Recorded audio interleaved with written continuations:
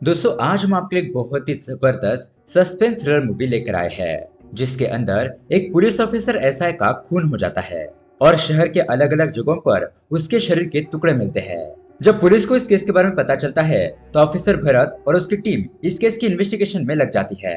अब सस्पेक्ट के तौर पर ऑफिसर भरत बहुत सारे लोगों से पूछताछ करता है, लेकिन फिर भी उन्हें कोई भी सुराग नहीं मिल रहा था। तो दोस्तों इतनी बेरहमी से उस ऑफिसर का खून किसने किया और क्या ऑफिसर भरत इस केस को सुलझाकर असली खूनी को पकड़ पाएगा? यही देखेंगे हम आज की सस्पेंस थ्रिलर कहानी में जिसका नाम है मुंद्रम मणिथान। इस कहानी में हमें बहुत सारी शॉकिंग बातें पता चलती है और कहानी के एंड में एक जबरदस्त ट्विस्ट भी देखने को मिलता है, इसीलिए वीडियो को लास्ट तक जरूर देखना। तो दोस्तों मेरा नाम है किरण और आप देख रहे हैं हॉरर बॉक्स हिंदी। अगर आपको भी साउथ की मूवीज देखना पसंद है तो हमारे चैनल को सब्सक्राइब जरूर कीजिए क्योंकि हम आपके लिए ऐसे वीडियोस लाते रहते हैं। तो चलिए बिना किसी देरी के शुरू करते हैं आज की कहानी। कहानी की शुरुआत में हमें एक स्कूल का सीन दिखाया जाता है और इसी स्कूल का एक बच्चा स्टेट में फर्स्ट रैंक लेकर आया होता है। स्कूल के सारे टीचर्स उस लड़के को बहुत ज्यादा अप्रिशिएट कर रहे होते हैं कि इस लड़के की वजह से हमारे स्कूल का नाम रोशन हो गया। अब यहाँ पर हमें उस लड़के की माँ को दिखाया जाता है जिसका नाम होता है चल्लम्मा। अपने बेटे को ऐसा देखकर वो बहुत ज्यादा खुश होने लगती है। अब थोड़ी देर के बाद मीडिया वाले चल्लम्मा के बेटे के पास आकर उसका इंटरव्यू लेने लगते हैं। तो इंटरव्यू के दौरान चल्लम्मा का हस्बैंड वहाँ पर मौजूद नहीं था, जिसकी वजह से चल्लम्मा अपने हस्बैंड को ढूंढने लगती है। अब उसी स्कूल में इस तरफ चल्लम्मा का हस्बैंड रामर बाथरूम में आकर दारू पी रहा होता है और ये देखने के बाद चल्लम्मा अपने हस्बैंड को डांटते हुए कहने लगती है कि ये क्या जी, आज इतना खुशी का मौका है लेकिन तुम आज भी दारू पी रहे हो। खैर अब इंटरव्यू देते वक्त चल्लम्मा को अपने बेटे के ऊपर बहुत ज्यादा गर्व महसूस हो रहा होता है। अब बहुत सारे टीवी न्यूज चैनल पर ये न्यूज टेलीकास्ट होने लगती है कि एक लड़के ने अपने स्कूल का नाम स्टेट लेवल पर रोशन कर दिया और इसी न्यूज को भरत नाम का एक पुलिस ऑफिसर देख रहा होता है और बहुत ज्यादा खुश भी होने लगता है। अब ऑफिसर भरत ये न्यूज देखकर खुश क्यों हो रहा था, यही जानने के लिए सीन थोड़ा सा फ्लैशबैक में जाने लगता है। अब कुछ सालों पहले म्यूनिसिपैलिटी वालों को एक जगह पर किसी बंदे की डेड बॉडी के पार्ट्स मिले, इसलिए उन्होंने तुरंत ही पुलिस वालों को इन्फॉर्म कर दिया। पुलिस वाले फटाफट से क्राइम लोकेशन पर पहुंच जाते हैं और उस वक्त इस केस को डील करने वाला भरत ही था। अब यहाँ पर भरत पूछताछ कर रहा होता है तो भरत को एक शॉकिंग बात पता चलती है कि किसी दूसरी जगह पर भी उसी तरह के बॉडी पार्ट्स नजर आए हैं। तो पुलिस वाले यही सोचने लगते हैं कि ये किसी साइको बंदे का काम होगा। अब हमें उस बंदे को फटाफट से पकड़ना होगा, नहीं तो वो बंदा कितने ही लोगों को मार देगा। अब उसके बाद फॉरेंसिक रिपोर्ट से ये बात पता चलती है कि वो सभी बॉडी के पार्ट्स एक ही बंदे के हैं, मतलब कि अलग अलग जगहों पर जो बॉडी के पार्ट्स मिले हैं वो एक ही बंदे के होते हैं। अब यहाँ पर ऑफिसर भरत के बारे में बात करें तो भरत एक शांत किस्म का पुलिस वाला होता है, मतलब कि एक नरम दिल वाला बंदा, उसे वायलेंस थोड़ा सा भी पसंद नहीं होता। खैर अब उसके दूसरे दिन रम्या नाम की डॉक्टर भरत के पास आकर अपने हस्बैंड की मिसिंग कंप्लेंट लिखवाने लगती है कि उसके हस्बैंड का नाम है गंधराज और उसी तरह वो भी एक ऐसा पुलिस ऑफिसर है।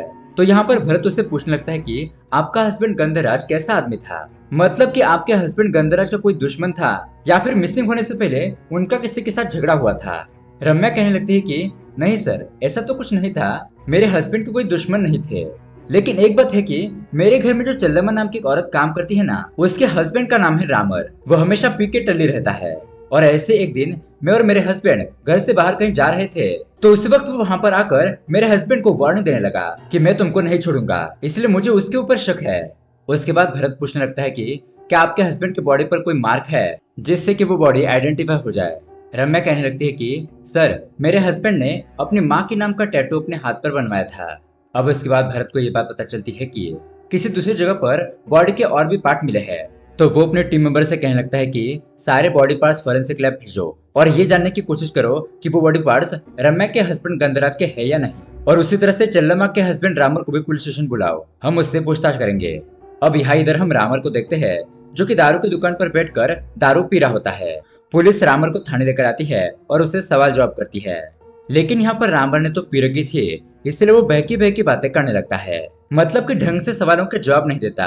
तभी ऑफिसर भरत वहाँ पर आकर कहने लगता है कि अरे यार, इन पियक्कड़ बंदों से अच्छी तरह से बात करनी चाहिए, तभी अपना मुंह खोलेंगे और सच बताएंगे। इस तरह से वो रामर से बहुत ही इज्जत से पूछने लगता है कि मैंने सुना है कि तुमने गंधराज को वार्निंग दी है, तुम दोनों के बीच ऐसा क्या हुआ था। तो अब यहाँ पर रामर जो कुछ भी हुआ वो भरत को सुनाने लगता है। यहाँ से सीन थोड़ा सा फ्लैशबैक में जाता है। कुछ साल पहले रामर किसी टेलरिंग की दुकान पर एज अ टेलर की जॉब करते रहता है।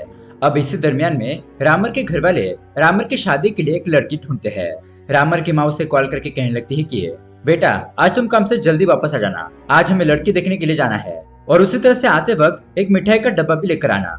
तो उसी तरह से रामर तुरंत ही अपना काम खत्म करके एक मिठाई की दुकान पर जाता है मिठाई खरीदने के लिए, और उस वक्त उस दुकान में चल्लम्मा होती है। अब रामर को तो पता नहीं होता कि वो जिस लड़की को देखने के लिए जा रहा है वो यही लड़की है।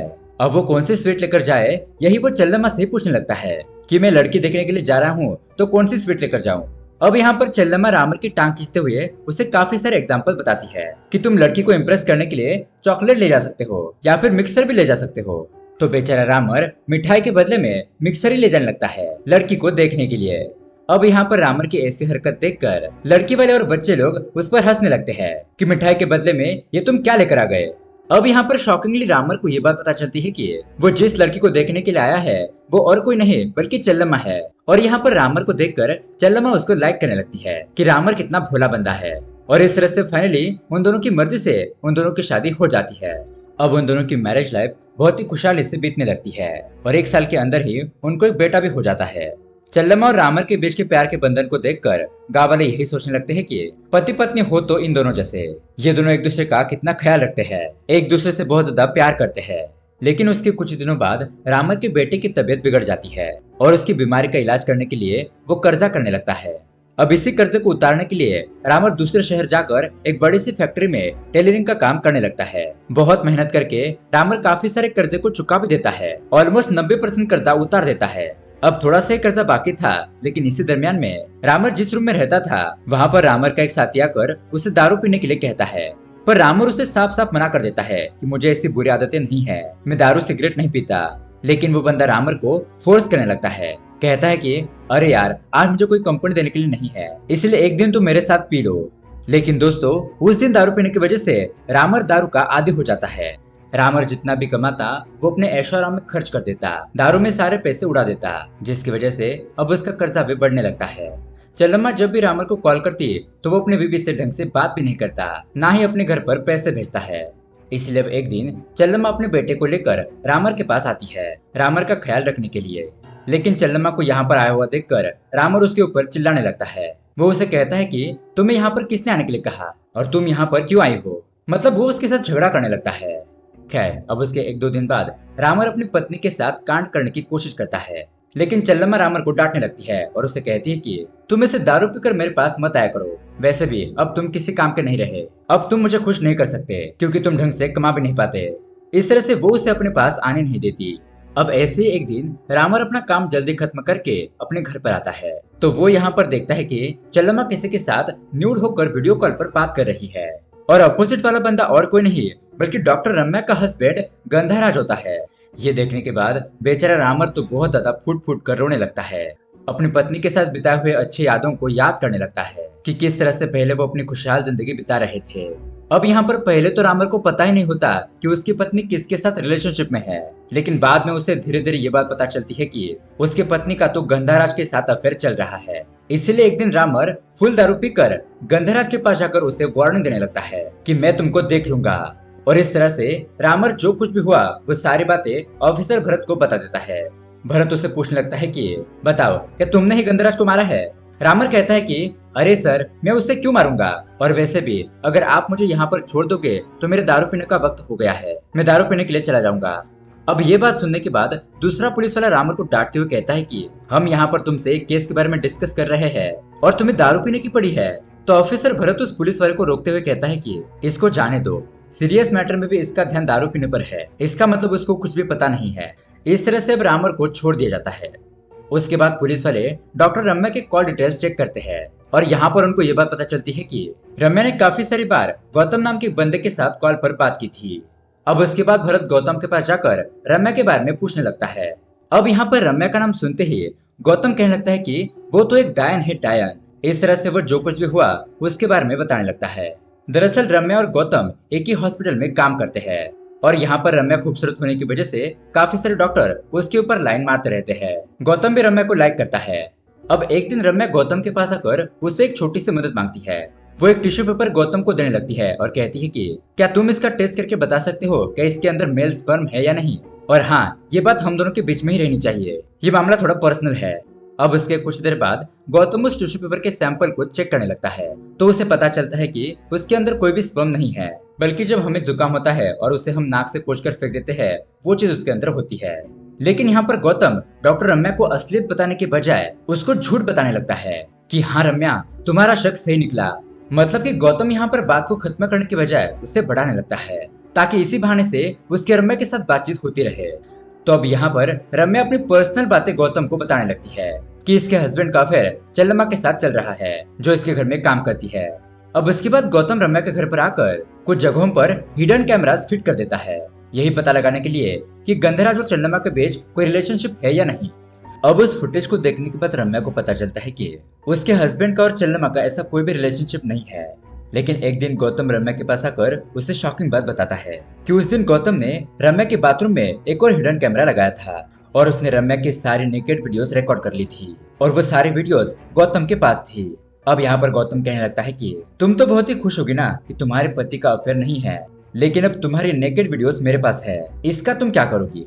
अब रम्या उसके सामने गिड़गिड़ाने लगती है और उसे कहती है कि गौतम देखो, तुम ऐसा कुछ भी मत करो, मैं तुमको 3 लाख रुपए दे दूंगी, प्लीज ये वीडियोस डिलीट कर दो। लेकिन गौतम कहने लगता है कि मैं ही तुमको 3 लाख रुपए एक्स्ट्रा दे देता हूँ, बस तुम एक रात के लिए मेरे साथ सो जाओ। देखो रम्या, मेरी बात मान लो, वरना ये वीडियोस वायरल हो जाएगी और सारी दुनिया को इसके बारे में पता चल जाएगा। तो यहाँ पर रम्या अफसोस करते हुए गौतम से कहने लगती है कि गौतम, मुझे कुछ दिनों का टाइम दो इसके बारे में सोचने के लिए। अब उसके बाद यहाँ पर गौतम रम्या के बारे में सोचते रहता है कि रम्या उसके पास कब आएगी और वो उसके साथ एंजॉय करेगा। लेकिन एक दिन 2 लड़के गौतम के पास आकर उसे मारने पीटने लगते हैं और उसका लैपटॉप हासिल करते हैं और गौतम की उंगली काट लेते हैं।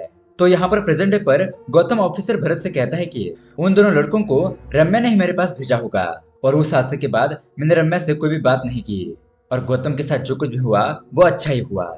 अब यहाँ पर ऑफिसर भरत सोचने लगता है कि गौतम की बात रम्या ने मुझसे क्यों छुपाई, तो वो यही बात पूछने के लिए रम्या के पास जाता है और एक गंधराज और उसके रिलेशनशिप के बारे में पूछने लगता है, मतलब कि वाइफ और हस्बैंड के बीच में रिलेशनशिप कैसा था। तो अब यहाँ पर रम्या जो कुछ हुआ वो उसे बताने लगती है कि दरअसल इन दोनों की लव मैरिज हुई थी। पहले पहले तो ये दोनों अपनी जिंदगी में बहुत ज्यादा खुश थे, इनको एक बच्चा भी हुआ। लेकिन गंधराज जो कुछ भी कमाता था वो अपनी सारी कमाई अपनी माँ को दे देता था और ये बात रम्या को बिल्कुल भी पसंद नहीं थी। वो गंधराज से हमेशा यही कहती रहती कि हम लोगों को पैसे बचाकर एक अच्छा सा घर खरीदना चाहिए, एक बहुत बड़ा घर। लेकिन गंधराज रम्या की एक भी बात नहीं सुनता, इसलिए इस बात को लेकर उन दोनों के बीच में झगड़े होने लगते हैं। बहुत दिनों तक ये दोनों आपस में बात नहीं करते। अब एक दिन गंधराज अपने काम पर जाते वक्त सिर्फ अपने बेटे को बाय बोलकर वहां से जाने लगता है और ये देखकर रम्या अपने बेटे पर गुस्सा होने लगती है। अब रम्या के घर पर ही चंद्रमा काम करती थी क्योंकि उसका पति भी अब कमाता नहीं था। तो यहाँ पर चंद्रमा रम्या को समझाती है कि अरे मैडम, वो तो एक छोटा बच्चा है, आप अपना गुस्सा उस पर क्यों निकाल रही हो। तो अब यहाँ पर रम्या अपनी प्रॉब्लम चंद्रमा को बताने लगती है कि हमेशा मेरा पति बाहर ही घूमता रहता है, मैं जब भी उसे नया घर लेने की बात करती हूँ तो वो मेरे साथ झगड़ा करने लगता है। अब ऐसे एक दिन गंधराज रम्या का बर्थडे होने पर उसके लिए एक साड़ी खरीद कर लाता है और वो साड़ी चंद्रमा के हाथ में देकर कहता है कि ये साड़ी मैडम को दे दो। मतलब कि ये दोनों एक दूसरे के साथ बात नहीं करते थे, तो इसलिए गंधराज चंद्रमा के थ्रू रम्या को साड़ी देने लगता है। अब ये साड़ी देखने के बाद रम्या चंद्रमा से कहती है कि मुझे इस साड़ी का कलर पसंद नहीं आया, साहब से कहो कि इस साड़ी को बदल कर लेकर आए। इस तरह से ये दोनों छोटी छोटी सी बातों को लेकर झगड़ने लगते हैं। अब उसके बाद जब एक दिन रम्या कहीं पर जा रही होती है तो तभी उसकी मुलाकात उसके पड़ोसन से होती है और वो उसे कहती है कि मेरी तबीयत बिगड़ गई थी, इसलिए मैं डॉक्टर के पास गई थी और जब मैं उस हॉस्पिटल में मौजूद थी तब मैंने वहां पर तुम्हारे हस्बैंड और चंद्रमा को देखा था, जो तुम्हारे घर में काम करती है वही। अब ये बात सुनने के बाद रम्या के दिमाग में शक पैदा हो जाता है कि इसके हस्बैंड और चंद्रमा के बीच में चक्कर चल रहा है। अब उसी दिन जब चंद्रमा किचन में काम कर रही होती है तो गंधराज कुछ काम से किचन में आता है और टिश्यू पेपर से अपनी नाक साफ करके वहां डस्टबिन के पास फेंक देता है। थोड़ी देर के बाद रम्या वहां पर आती है और उस टिश्यू पेपर को देखकर उसे अपने पति के ऊपर शक होने लगता है और उसे लगता है कि इस टिश्यू पेपर के अंदर उसके पति के स्पर्म है। इसलिए वो उसे ले जाकर डॉक्टर गौतम को दिखाती है और इसी परिस्थिति को देखकर गौतम उसका फायदा उठाने की कोशिश करता है। अब उसके बाद यहाँ पर रम्या बताती है कि उस दिन के बाद से मैंने चंद्रमा को अपने काम से निकाल दिया और उससे कुछ दिनों बाद मेरा हस्बैंड कहीं लापता हो गया। तो अब यहाँ पर ऑफिसर भरत पूछने लगता है कि गौतम को मारने के लिए 2 लड़के गए थे, क्या उन्हें तुमने ही भेजा था। रम्या कहने लगती है कि नहीं नहीं, मुझे तो उन दोनों के बारे में कुछ भी आइडिया नहीं है, पता नहीं वो लोग कौन थे। अब उसी वक्त दूसरा पुलिस ऑफिसर भरत को कॉल करके ये बताने लगता है कि सर, किसी जगह पर पुलिस वालों को गंधराज का फोन मिला है। अब वो फोन जिस बंदे के पास होता है उससे पूछताछ करने पर वो बताता है कि सर, मुझे ये फोन रामर नाम के एक बंदे ने बेचा था। सो अब पुलिस वाले दोबारा से रामर को पुलिस स्टेशन लेकर आते हैं और उससे पूछताछ करने लगते हैं। रामर कहता है कि सर, वो फोन तो मेरी बीवी का है, दारू पीने के लिए मैंने उस फोन को बेच दिया था। अब उसके बाद भरत चंद्रमा को बुलाकर पूछताछ करने लगता है कि गंधराज का फोन तुम्हारे पास कैसे आया। तो दोस्तों, अब यहाँ पर चंद्रमा जो कुछ भी हुआ वो भरत को सुनाने लगती है और वो यहाँ पर कबूल करती है कि उसके और गंधराज के बीच में अफेयर चल रहा था। मतलब कि जब रम्या ने उसको काम से निकाल दिया था उसके बाद चंद्रमा और गंधराज के बीच में रिलेशनशिप शुरू हुआ। एक दिन गंधराज रोते हुए चंद्रमा को फोन करके अपनी दुख भरी दास्तां सुनाने लगता है कि उसकी पत्नी उसके ऊपर शक कर रही है। मेरा ऐसा कुछ सीन नहीं है, लेकिन उसने अपने ही घर में कैमरास लगा दिए हैं। अब यहाँ पर चंद्रमा गंधराज को समझाने लगती है और अब इस तरह से धीरे धीरे उन दोनों के बीच में बातें बढ़ने लगती है और ये दोनों एक दूसरे को लाइक करने लगते हैं। अब एक दिन चंद्रमा के सर पर चोट लगने की वजह से गंधराज चंद्रमा को हॉस्पिटल लेकर जाता है और उसी वक्त रम्या के पड़ोसन ने उन दोनों को देखा था और जिन दो लड़कों ने गौतम की उंगली काटी थी, पुलिस वाले उन दोनों को पकड़ लेते हैं। अब उनसे पूछताछ करने पर यह बात पता चलती है कि ये दोनों भी लड़के चंद्रमा को बहुत ही अच्छी तरीके से जानते हैं। अब पुलिस वाले उनसे पूछने लगते हैं कि आखिरकार तुमने गौतम की उंगली क्यों काटी। तो वो दोनों ही लड़के कहने लगते हैं कि ऐसा करने के लिए हमें गंधराज ने कहा था और इसके लिए वो हमें पैसे देने वाला था, लेकिन जब हम उसके पास पैसे मांगने के लिए गए तो वो अपनी बातों से मुकर गया और इसीलिए हम दोनों ने गंधराज को जान से ही मार दिया। अब ये बातें सुनने के बाद ऑफिसर भरत को उन दोनों की बातों पर शक होने लगता है कि इतनी छोटी सी बात को लेकर ये दोनों एक पुलिस ऑफिसर को कैसे मार सकते हैं। खैर, अब वो चंद्रमा के बारे में पूछता है कि तुम दोनों चंद्रमा को कैसे जानते हो। अब एक दिन ये दोनों लड़के हॉस्पिटल गए थे क्योंकि उनमें से एक लड़के की तबीयत बहुत ज्यादा बिगड़ चुकी थी। डॉक्टर उसका चेकअप करते हैं और उसे कहते हैं कि देखो, तुम्हारा ऑपरेशन करना पड़ेगा, तभी ये बीमारी ठीक हो सकती है। क्या तुम्हारे साथ कोई अपना यहाँ पर आया है? तो वो दोनों लड़के कहने लगते हैं कि नहीं सर, हमारे यहाँ पर कोई नहीं आया है, हम दोनों अनाथ है। अब उसी हॉस्पिटल में चंद्रमा होने की वजह से वो इन दोनों की बातें सुन लेती है और उन दोनों की बड़ी बहन बनकर उनका सपोर्ट करती है, उस लड़के का ऑपरेशन करवाने में मदद करती है और उसी दिन से ये दोनों लड़के चंद्रमा को अपनी बड़ी बहन मानने लगते हैं। अब यहाँ पर ऑफिसर भरत दोबारा से चंद्रमा के ऊपर शक करने लगता है। वो उसे पूछता है कि तुम उन दोनों लड़कों को बहुत ही अच्छी तरीके से जानती हो और उसी तरह से गंधराज को भी। क्या तुमने ही गंधराज को मारा है? बताओ, सच बताओ। और यहाँ पर चंद्रमा जो कुछ भी हुआ उसके बारे में बताने लगती है। और दोस्तों, यहाँ पर आता है बहुत बड़ा ट्विस्ट। चंद्रमा कहते हैं कि घर का बंदा अगर दारू पीता है तो इसका मतलब यह है कि वो घर पूरी तरीके से बर्बाद हो जाएगा और उस बंदे की वजह से पूरे परिवार के लोगों को सफर करना पड़ेगा। जब चंद्रमा को अपने हस्बैंड की तरफ से कोई भी सपोर्ट या फिर पैसे नहीं मिल रहे थे, उसी दरमियान चंद्रमा की मुलाकात गंधराज से हुई। ये दोनों एक दूसरे से काफी ज्यादा प्यार करने लगे और चंद्रमा को गंधराज से प्यार और पैसे दोनों भी मिलने लगा। और इसी तरह से एक दिन रामर को अपने वाइफ के अफेयर के बारे में पता चला। जब वो यही बात अपनी बीवी को अगर बताने लगता है तो चंद्रमा रामर से कहने लगती है कि देखो, तुम दारू पीना छोड़ दो, मैं अफेयर करना छोड़ दूंगी। लेकिन इसके बावजूद भी रामर दारू पीना नहीं छोड़ता। खैर, अब जिंदगी से तंग आकर गंधराज और चंद्रमा ठान लेते हैं कि वो दोनों कहीं दूर भागकर यहाँ से चले जाएंगे और इस तरह से एक दिन वो दोनों एक जबरदस्त प्लान भी बना लेते हैं और चंद्रमा भी उसके लिए ओके कह देती है। उस रात वो अपने पति रामर को बहुत ज्यादा दारू पिलाकर उसे सुला देती है और उसी तरह से अपने बेटों को दूध में नींद की दवाई मिलाकर उसे भी सुला देती है और अपने घर में बैठकर गंधराज का इंतजार करने लगती है। तभी यहाँ पर टाइम पास करने के लिए चंद्रमा यूट्यूब चलाने लगती है। अब यूट्यूब में दो लड़कों का इंटरव्यू चलने लगता है कि वो दोनों लड़के क्राइम की दुनिया में कैसे फंस गए। और दोस्तों, वो दोनों लड़के और कोई नहीं बल्कि चंद्रमा के मुंह बोले भाई होते हैं। दरअसल दोस्तों, यहाँ पर बात यह है कि बचपन में उन दोनों की माँ का किसी बंदे के साथ अफेयर चल रहा था और उनकी माँ उस बंदे के साथ भाग गई। अब ये चीज उन दोनों लड़कों को बर्दाश्त न होने की वजह से वो दोनों लड़के अपने घर से भाग जाते हैं। उसके बाद उन दोनों लड़कों को एक क्रिमिनल मिलता है और उस गुंडे की संगत में रहकर वो दोनों भी बुरे काम करने लगते हैं। मतलब कि वो गुंडा जो भी कहता वो दोनों वही काम करते हैं, चाहे वो सही हो या फिर गलत। तो दोस्तों, अब ये इंटरव्यू सुनने के बाद चंद्रमा को अपने बेटे के बारे में याद आता है कि मैं भी ऐसे अफेयर करके किसी दूसरे मर्द के साथ भाग गई तो मेरा बेटा भी क्रिमिनल बनेगा। अब उसी वक्त यहाँ पर गंधराज चंद्रमा के घर पर आ जाता है, लेकिन चंद्रमा गंधराज से कहने लगती है कि मैं तुम्हारे साथ नहीं आ सकती, अब मुझे मेरी गलती का एहसास हो चुका है। अब तक जो कुछ भी मैंने किया वो सब कुछ गलत है, इसलिए अब मैं अपनी जिंदगी को सुधारना चाहती हूँ। मैं अपने पति को दारू पीने से रोकूंगी। लेकिन यहाँ पर गंधराज अपनी बातों पर अड़ा रहता है। वो उसे कहता है कि नहीं नहीं, हम दोनों यहाँ से भाग चलते हैं, हम दोनों एक साथ अपनी लाइफ में बहुत ज्यादा खुश रहेंगे। लेकिन तब भी चंद्रमा नहीं मानती। तो अब यहाँ पर गंधराज गुस्से में आकर चंद्रमा को बांध देता है लेकिन इसी हाथापाई के दरमियान चंद्रमा कुकर का ढक्कन लेकर गंधराज के सर पर वार कर देती है और दोस्तों उसी वक्त ऑन द स्पॉट गंधराज की मौत हो जाती है। और ये हादसा देखकर चंद्रमा के तो होश ही उड़ जाते हैं। वो उस लाश के पास बैठकर दुखी होने लगती है कि ये मेरे हाथों से क्या हो गया। तभी हम देखते हैं कि वो दोनों लड़के चंद्रमा के घर पर आते हैं। चंद्रमा उन दोनों से कहने लगती है कि अब तक मैंने जो कुछ भी किया वो सब कुछ गलत किया, लेकिन अब मैं अपनी जिंदगी को संवारना चाहती हूँ। लेकिन उसी वक्त ये कांड मेरे हाथ से हो गया। तो वो दोनों लड़के उससे कहने लगते हैं कि दीदी आप टेंशन मत लो, आपने हमारे बुरे वक्त में हमारा साथ दिया था, इसलिए अब हमारी बारी है कि हम आपका साथ दे। तुम अपने फैमिली के साथ खुश रहो। इस तरह से वो दोनों गंधराज की लाश के टुकड़े टुकड़े करके शहर में इधर उधर फेंक देते हैं। और दोस्तों यहाँ पर फिलहाल ये दोनों लड़कियां पुलिस स्टेशन में आकर सरेंडर कर देते हैं और कहते हैं कि गंधराज को हम नहीं मारा है। तो यहाँ पर चंद्रमा ऑफिसर भरत से कहती है कि सर मैंने अपनी जिंदगी में जो गलतियां की थी मैं उसे सुधारना चाहती थी, लेकिन तभी मेरे हाथों गंधराज का खून हो गया था। मैंने ही गंधराज को मारा है, इसलिए आप मुझे जो भी सजा देंगे उसके लिए मैं तैयार हूँ। लेकिन यहाँ पर ऑफिसर भरत उसे कहने लगता है कि देखो चंद्रमा, तुमने अपने बेटे को ध्यान में रखते हुए ये सब कुछ किया है और दुनिया में हर कोई बंदा गलती करता है, लेकिन उस गलती का एहसास जिस व्यक्ति को होता है वही व्यक्ति ग्रेट होता है। और अब तुम जल जाओगे तो ये सब कुछ तुम्हारा बेटा जान जाएगा और वो ना चाहते हुए भी क्रिमिनल बन जाएगा, इसलिए तुम अपनी फैमिली के साथ ही हंसी खुशी रहो। इस तरह से भरत चंद्रमा के ऊपर कोई भी केस दर्ज नहीं करता। अब उसके बाद सीन प्रेजेंट डे पर शिफ्ट होता है, जहाँ पर हम जेल में उन दोनों लड़कों को देखते हैं जो अपनी सजा काट रहे होते हैं। चंद्रमा अपने बेटे को लेकर उन दोनों के पास आती है क्योंकि उसका बेटा सेट में फर्स्ट रैंक लेकर आ गया था, इसलिए वो दोनों लड़के चंद्रमा के बेटे को देखकर खुश हो जाते हैं।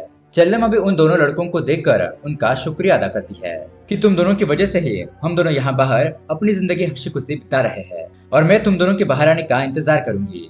इस तरह से दोस्तों ये कहानी यहीं पर एंड हो जाती है। तो दोस्तों देखा आपने शराब पीने की वजह से कितनी जिंदगियां बर्बाद हो गई, इसीलिए हमें नशे वाली चीजों से दूर रहना चाहिए। तो दोस्तों ये कहानी आपको कैसे लगी हमें कमेंट करके जरूर बताइएगा।